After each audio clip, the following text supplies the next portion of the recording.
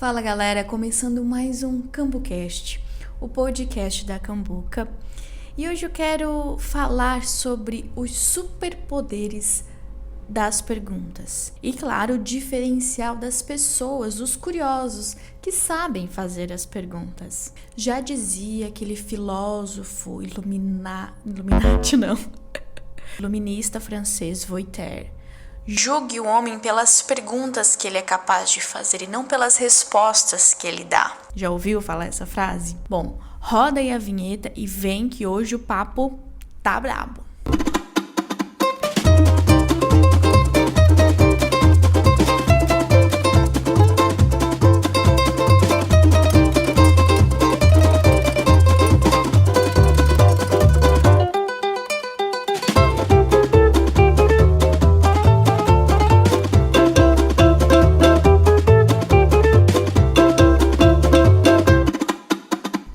Você deve se lembrar da época da escola, aquele ambiente, para muitos um pouco insalubre, mas que...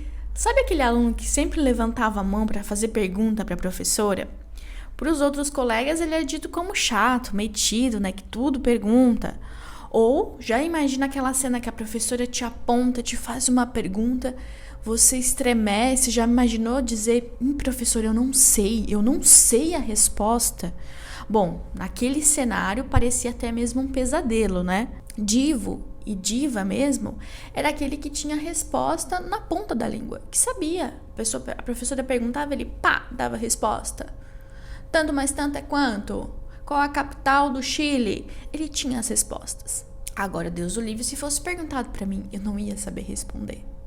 E assim nós somos forjados, nessa forma que diz que a gente tem que saber respostas prontas para tudo, que a gente tem que saber responder. Mas será que a gente não tem que saber também perguntar? Bom, teve algumas pessoas que de lá para cá souberam hackear esse sistema. Eles hoje são ditos como inventores, inovadores. O que será que essas pessoas ditas como inovadores, que estão aí arrasando nas empresas hoje, têm de diferente? Eu quero já adiantar aqui para você que é a capacidade de fazer perguntas. E esse é o assunto que a gente vai aí debatendo ao longo desse episódio, que eu tenho certeza que vai te trazer aí insights bem valiosos e que no mínimo aí vai te fazer pensar um pouquinho e quem sabe fazer até boas perguntas, pelo menos para si mesmo. Deixa eu te falar, quando a gente descobre o poder que fazer uma boa pergunta tem, a gente descobre quase como se fosse um superpoder. Quando a gente descobre que não tem problema a gente saber coisas que a gente não sabe, eu acho que isso é um valor, inclusive, muito importante, saber que tem coisas que a gente não sabe, e o quanto as perguntas nos levam para lugares que sim, desconhecidos, mas que passam a ser conhecidos a partir da ativação aí desse superpoder. Esse exemplo que eu dei da sala de aula, para mim, é muito claro, assim, na minha cabeça, e eu acho que reflete muito bem sobre esse pensamento e porque muitas vezes isso ainda é um tabu. E, infelizmente, esse cenário ali que eu falei da sala de aula, hoje ainda é real. Infelizmente, ainda esse formato de educação acontecendo aí nas escolas tradicionais. A Cambuca tem um cliente chamado Lumiar Criciúma, que é uma escola que é dita como uma das metodologias mais inovadoras do mundo. Ela foi certificada pela Stanford, pela Unesco, com o título de uma das metodologias mais inovadoras do mundo. É uma metodologia brasileira, tem unidades aí em São Paulo e por uma sorte aí, nós temos uma unidade aqui em Criciúma há pouco mais de 2 anos. Uma escola brilhante e que nós conseguimos contribuir com a escola com a geração de conteúdo para as redes sociais. E para isso, foi importante que eu mergulhasse no contexto dessa escola, entendesse profundamente sobre a metodologia e também estivesse ali no ambiente, né, convivendo em alguns momentos e observando a relação estudantes e os seus tutores. Eu tenho uma bagagem, já trabalhei com educação há alguns anos, só que com a educação tradicional. Então, ter este olhar e ter esse comparativo de uma educação inovadora e uma educação tradicional é muito nítido. E o quanto realmente esse é um modelo de educação que veio para ficar e que realmente o modelo tradicional precisa urgentemente cair no desuso. Eu lembrei de um episódio específico. Lá na escola eles têm o que chamam de projeto individual, que é como se fosse mini TCCs que os estudantes fazem a cada trimestre. Eu tô falando, gente, de criança mesmo, tá? Tem ali os mais adolescentes e tal, do ensino fundamental 2 e até ensino médio, mas tô falando de crianças, boa parte delas, né? E esses projetos individuais, eles fazem a partir de temáticas que englobam seus interesses, coisas que eles gostam, têm habilidades, enfim, curiosidade, e necessidades, coisas que eles precisam desenvolver. Aí falando mais de conteúdo, né? Eu preciso desenvolver a minha escrita melhor, eu preciso desenvolver habilidades matemáticas, eu preciso, enfim. Ele vai conectar isso com coisas que ele gosta e vai desenvolver um projeto que ele é o autor, vai fazer todas as etapas, obviamente assistido por um tutor orientado, mas ele vai desenvolver esse projeto e tem lá um produto final que ele precisa entregar diante desse período que ele trabalhou em cima do projeto. E eu lembrei de uma estudante que é apaixonada por arte e ela resolveu estudar sobre alguma obra, também queria conectar com coisas de história, e ela chegou, obviamente, em Da Vinci e ficou fascinada pela Mona Lisa. E ela foi estudando mais sobre isso, e aí ela surge, né, nesse processo de investigação, como que era a vida da Mona Lisa, como que era a infância da Mona Lisa naquela época, né, e como que seria a Mona Lisa hoje, e se ela fosse uma criança. Então ela foi assim criando o mundo a partir dessas perguntas, e ela resolveu reproduzir a Mona Lisa. Só que não no modelo tradicional. Eu lembro que na minha época na escola, professora de artes, a gente ia lá estudar as obras famosas. Hoje a gente vai estudar a Mona Lisa de Da Vinci. Aí todo mundo ia lá reproduzir a Mona Lisa. E a parede da escola ficava cheia de Mona Lisa, né? Todo mundo tentando fazer a Mona Lisa mais parecida com a de Da Vinci. E aí, obviamente, chamava a atenção aquele que tinha maior habilidade artística ali, conseguia fazer mais parecido com aquela obra e tal. Ou, se não, a professora diz, hoje a gente vai aprender sobre a arte moderna, vamos falar sobre a Tarsila do Amaral, vamos fazer o Abapuru. Aí a parede lá toda de Abapuru. Só que o que ela pensou? Bom, não vou fazer, né? Ela não vai... Surgindo essas perguntas, não tinha como ela ir para o caminho mais óbvio. E aí, a obra dela, o quadro que ela fez, era a festa de aniversário da Mona Lisa quando criança. Então, tá lá a obra dela, ela fez a Mona Lisa, imaginando que fosse a festa de criança, festa infantil de aniversário da Mona Lisa. O que ela fez ali? Ela inovou. A gente não tá falando aqui nem da qualidade da obra, se ficou bonito, se ficou... Não é isso, não é esse o objetivo. Mas ela ali aprendeu sobre história, ela aprendeu sobre cores, mistura de cores, ela aprendeu sobre a história daquele tempo em que aquela obra foi feita, como que viviam as mulheres daquela época. Enfim, tudo isso foi obviamente lá tangenciado na tela que ela pintou, mas toda a bagagem que ela conseguiu construir a partir das perguntas que ela foi fazendo naquele projeto. Eu tenho certeza que esse aprendizado ela nunca vai esquecer. Ficou registrado na memória um conhecimento de fato de valor. Ela adquiriu, construiu o conhecimento. Não é só lá decorar que a Mona Lisa foi feita por Da Vinci, que é uma obra daquele movimento histórico, artístico. Não é só isso. Porque daqui a pouco você vai esquecer se você não acessar aquela informação. Mas como aquele processo foi construído e ela foi investigando, provavelmente ela nunca vai esquecer esse processo. E realmente pode ter dado insight para um outro projeto que ela vai fazer e assim vai. Os pensamentos que permeiam esse episódio, eles não saíram da minha cabeça tão somente. Ele está muito baseado nas provocações que traz este livro aqui, muito além do óbvio, escrito por Phil McKinney. E ele fala sobre o poder das perguntas certas para criar ambientes inovadores. O Phil, ele é um especialista em inovação.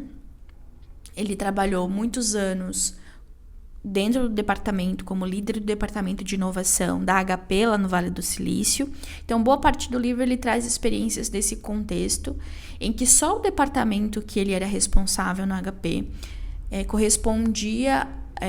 estava avaliado a 40 bilhões de dólares. Então imagina, né, a pressão de inovar dentro desse cenário. Então ele precisou desenvolver, à medida que ele foi ali executando as suas funções, desenvolver formas de entender como que a inovação se dá, como que você pode criar ambientes inovadores, o que provoca a inovação. Então, e ele se descobriu um apaixonado por perguntas e pelo poder que elas têm. E aí, lendo esse livro, eu também fui contagiada por essa paixão por perguntas. E então, ele é um livro já antiguinho, ele é um livro de 2016. Não comprei ele em 2016, eu comprei ele depois, mas não lembro quando foi. Mas é um livro que de vez em quando eu consulto, eu lembro de um insight, eu acho muito legal, assim, para você sempre estar ali renovando as ideias, porque eu acho ele muito atemporal. E aí, ele fala ali desse faturamento de 8 bilhões da HP e tal, e essa busca pela inovação. Aí eu até fui pesquisar como que a HP tá hoje, né? Qual a relevância dela dentro do mercado tecnológico.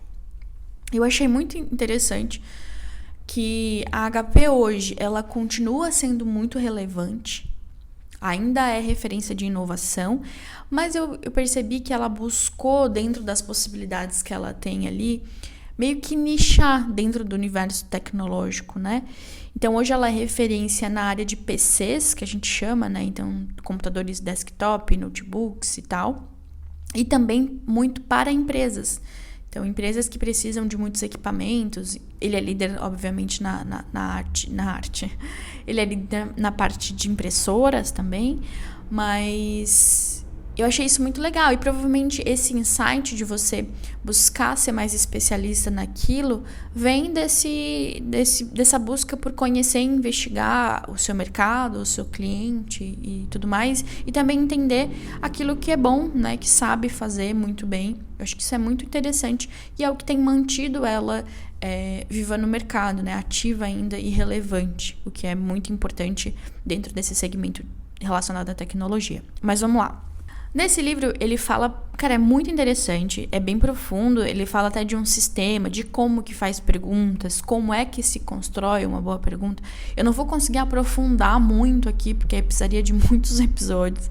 Talvez, mas para que a gente possa aprofundar dentro disso mais sobre alguma coisa. Mas eu só quero trazer aqui essa reflexão, sabe? Se você quiser depois se aprofundar um pouco mais, eu recomendo a leitura. E também que você possa buscar entender um pouco mais sobre esse universo das perguntas. Mas aí eles perguntam, mas existe pergunta boa e ruim? E ele fala isso muito claramente que sim, existem perguntas boas e ruins, mas como eu consigo identificar, né? Até mesmo se eu não estou fazendo perguntas boas e ruins. Primeiro é importante saber que nós, seres humanos, enfim, somos enviesados pelas nossas crenças, por aquilo que a gente sabe, por aquilo que a gente aprendeu, coisas que estão até mesmo impregnadas ali no nosso subconsciente. Então a gente traz com a gente uma série de convicções e que elas vão refletindo em várias coisas que a gente faz, inclusive as perguntas que a gente faz. E se, no caso aqui, né, o objetivo é inovar, então, se eu quero inovar, eu preciso ter a maior quantidade de ideias boas possíveis, para que depois eu possa selecioná-las e, obviamente, ir para a execução, de que nada vale ter ideias boas, né? Inovação é só hobby se você não executa as ideias, isso é uma frase do Phil. Então, é importante que você tenha qualidade de ideias boas. E como que vem as ideias boas? Das respostas boas, né? Então, é preciso que eu pergunte bem para que eu tenha melhor qualidade de respostas, possa ouvir mais insights, mais inputs, enfim. E aí eu vou conseguindo criar mais possibilidades de inovar. E não vou me contentar com a primeira resposta e assim vai. Mas como então que eu posso distinguir, né, perguntas boas de perguntas ruins? Primeiro, começa com aquilo que eu falei de evitar perguntas enviesadas, ou aquelas perguntas que já meio que querem direcionar a resposta. Então, eu faço uma pergunta já querendo a resposta que eu quero, né? Então, quando eu falo, essa apresentação foi muito boa, não é? Né? Então, eu já tô meio que induzindo a pessoa a concordar que a apresentação foi ótima, né? A apresentação foi muito boa, acho que não tem nada aqui pra acrescentar, não é? Então, eu já vou direcionando a pessoa ali, ninguém vai ousar falar, olha, eu acho que não, né? Ou então, aquela pergunta que te limita a resposta. Você quer café ou quer um chá? Você quer suco de melancia ou de laranja? Isso me lembra muito essa coisa que tá quase um meme agora falando de educação positiva, né? Que a mãe pergunta, filho, você quer tomar banho agora ou depois de você assistir o desenho? né? Que a criança, ou seja, a criança vai tomar banho, seja agora ou depois, né? Mas é isso, assim, é aquela pergunta que ou te sugestiona ou espera uma resposta X ou te limita a resposta. É isso ou aquilo. A gente é acostumado a fazer perguntas para que as respostas sejam rápidas e precisas. Então, quanto é 2 mais 2? A resposta é 4. A gente não é acostumado a viajar na resposta. A gente quer logo encontrar aquela resposta rapidamente e a certa. Então, o que tem dentro da caneta Bic? Eu tenho uma caneta Bic aqui. Não tenho nenhuma. Achei. O que tem dentro da caneta Bic? Aí, qual é a resposta pronta? Tinta. Aqui a gente não tem aqui um arpão? Não tem uma flecha de baixo calibre? Será que eu não tenho um negócio para conduzir uma música? Será que eu não tenho poemas? Será que eu não tenho um novo best-seller na ponta dessa caneta? Então, assim, eu sempre vou buscar, a gente tende sempre a buscar respostas prontas, rápidas, para perguntas que foram feitas para isso. Não parar na primeira resposta, não se contentar com a primeira resposta, que normalmente ela é enviesada sobre as nossas crenças e é a resposta mais comum. E se a gente quer inovar, velhas crenças e respostas óbvias não nos interessam, não é mesmo? E o que são perguntas boas? São aquelas que são investigativas. São perguntas que nos ajudam a ter respostas que vão na raiz do problema e não na superficialidade. Então, são perguntas que nos ajudam a mergulhar mais naquele tema. E a gente não precisa fazer só uma pergunta, não é só uma pergunta matadora. Não, pode ser uma série de perguntas, uma conversa mediada por perguntas e que possa nos fazer, então, chegar na raiz do problema. A gente pode também associar isso a, por exemplo, saúde, a uma avaliação. Por exemplo, tem um cliente aqui também, nosso, que é a Levitar, que é uma clínica de fisioterapia, e eles falam muito sobre isso, a importância da avaliação para um diagnóstico preciso, para que você encontre a raiz daquela dor. Porque senão você vai só resolver aquele problema pontual, então eu tô com a dor na coluna, você vai lá e toma esse remédio, passou aquela dor, o sintoma naquele momento, você vai tratar sintoma e não a causa da dor. Então logo aquela dor vai voltar, você vai ter que tomar remédio de novo e vai entrar naquele ciclo de dor. Então o que é importante? Fazer uma avaliação minuciosa, investigar. Quais são os comportamentos daquele paciente? Quais são os hábitos que ele tem, que ele não tem? Né? Qual é o cenário? Enfim, para que consiga encontrar a raiz daquela dor, que às vezes é uma dor que está aqui no pescoço, mas ela está relacionada com algo lá na ponta da coluna. Nosso corpo, ele é todo conectado. Então, se não, eu vou lá e indico uma cirurgia. O cara vai lá e faz uma cirurgia, quando na verdade a raiz do problema era outra. Vai lá, faz a cirurgia e nem resolve. O problema volta a sentir dor. Então, investigar, perguntar é fundamental para encontrar a raiz, realmente buscar essa solução. Você já deve ter ouvido falar sobre Design Thinking, que é uma metodologia aí conhecida mundialmente, não é novidade, já está há muito tempo aí no mercado, é implementada muito em ambientes corporativos, acadêmicos, que é basicamente aí hackear o jeito do designer de pensar. E realmente é uma metodologia muito bacana para usar em projetos e tudo mais. E aí eu me lembro muito disso, porque o Design Thinking ele é muito baseado em perguntas e conseguir, no meio do processo, ir mastigando aquele problema a partir das perguntas, até você conseguir, né, colocar ele em pedacinhos e fatiar, fazer em etapas para que você consiga aquele resultado. E eu me recordo que, dado momento, eu trabalhava numa escola, que era marista, e toda a rede de colégios, as pessoas que trabalhavam com marketing em cada unidade estavam todas fazendo um curso de extensão de Design Thinking. E naquela ocasião a gente tinha, diríamos, uma tarefa que era implementar, né, e utilizar a metodologia dentro do dia a dia, do cotidiano da escola, para resolver problemas da escola por meio da metodologia. Então eu tinha aí essa missão também, então eu estava muito atenta às situações que aconteciam na escola e de que forma eu poderia usar a metodologia para as situações. Eu lembro que uma das coordenadoras, ela chegou com um pedido na minha sala.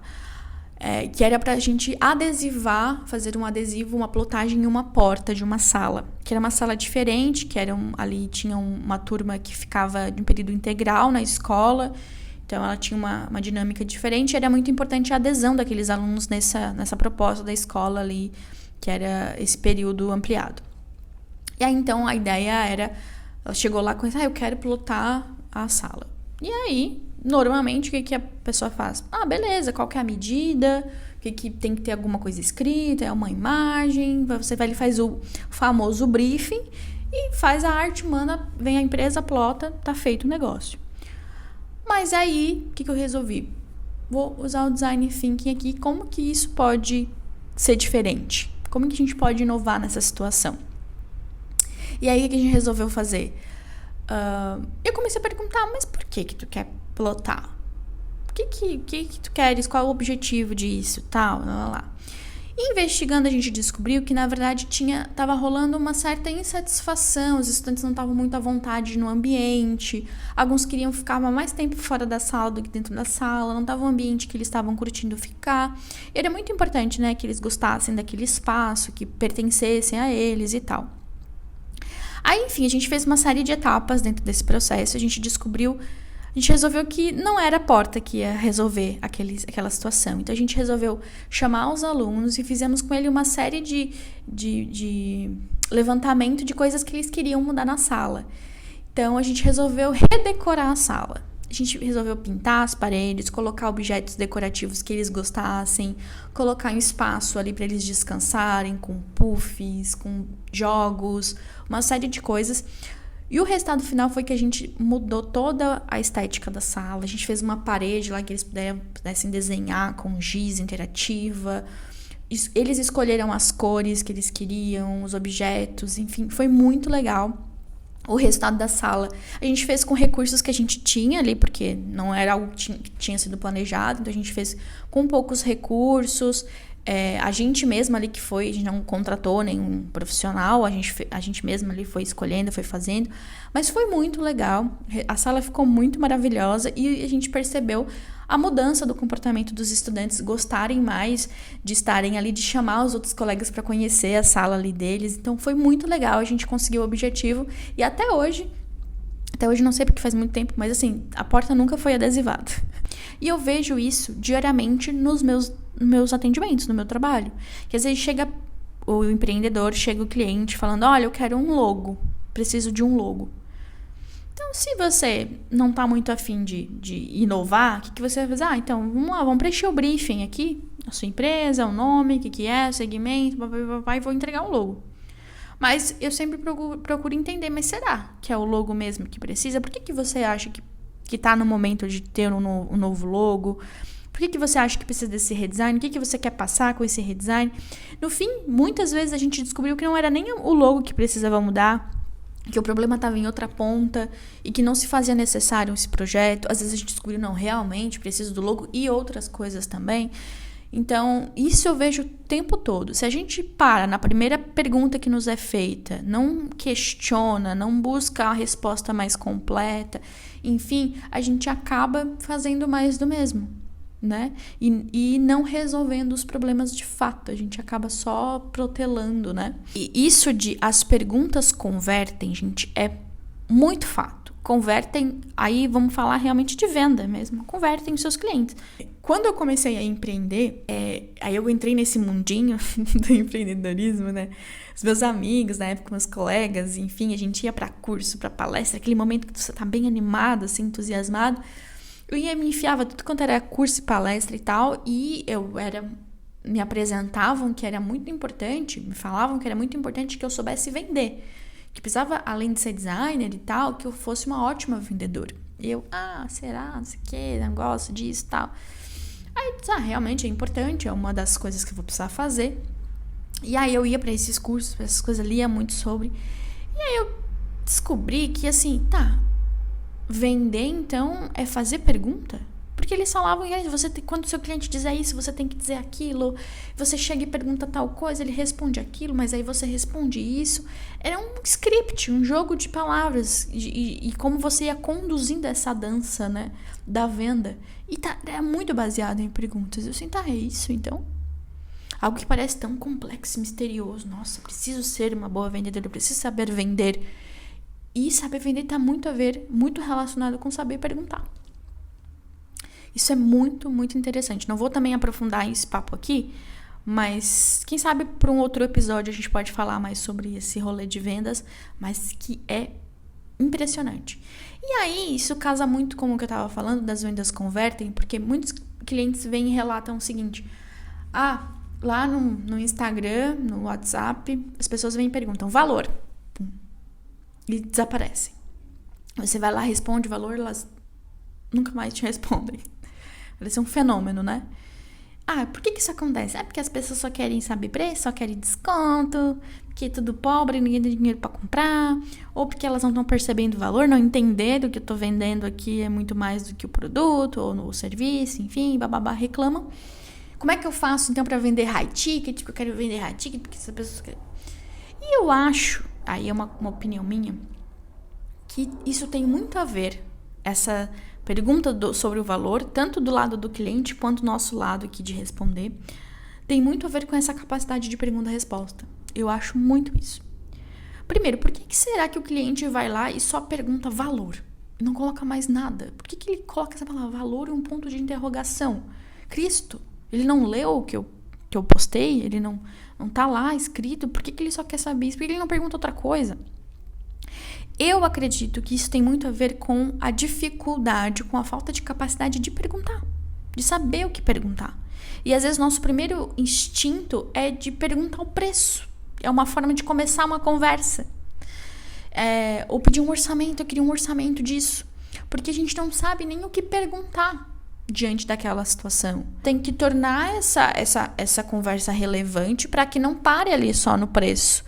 E aí ele começa a entender realmente o valor e a gente possa ir conduzindo e amadurecendo aquela conversa, para que de fato depois ele tenha o orçamento, mas que não seja um orçamento padrão, mas um orçamento personalizado para ele.